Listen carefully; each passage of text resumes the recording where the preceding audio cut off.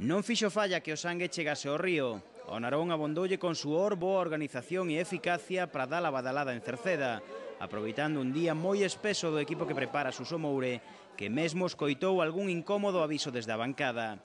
Si temos ese consenso por parte de todos, estou convencido que ao final o Cerceda vai ser campeón de grupo, pero se necesita ese apoio por parte de todos. O podemos ter un mal partido, un mal día pode ter o entrenador, pero hai que axudar, hai que animar, hai que cooperar todos. Se cooperamos, ao final o conseguimos. E ademais hai que pensar que as ligas non se ganan o primer partido. O único tanto do partido chegou aos 15 minutos, nun córner que botou Javi Redondo e atopou a cabezada precisa do capitán Jorge Nano.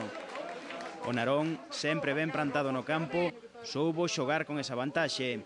Un Cerceda perdido e impreciso nunca puido abrir camiños cara á porta de Simón, o que únicamente quedaban xogadas a balón parado ou en lanzamentos desde a longa distancia, para a desesperación da súa exixente afección. Creo que o resultado é xusto, prácticamente non nos han feito demasiado peligro, esa falta ao final, pero o resto, bueno, pues eran unhas xogadas, digamos que defendibles, e creo que cumplimos o papel que viñamos, que era xogar práctico, contraatacar, ter o balón cando podéramos, e se nos podíamos adelantar, mellor que mellor. Pero a máis de controlar o rival, os ferrolterráns tampouco renunciaron ás contras.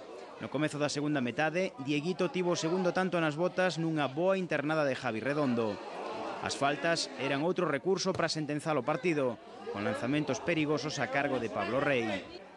Contra reloxo, o Cerceda buscaba balóns longos á área, provocando máis dunha situación complicada para a defensa visitante. Kelvin, que entrou no segundo tempo, puido facelo empate de cabeza, pero o seu remate foise arriba. E a un minuto para o final, a xogada polémica da tarde. Claro derrubo a Felipe na área visitante.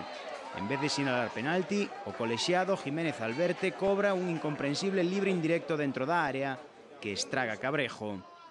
Xa non houbo para máis. O Narón sacaba 3 puntos de ouro que o igualan o Cerceda no grupo de 4 que comanda a Liga.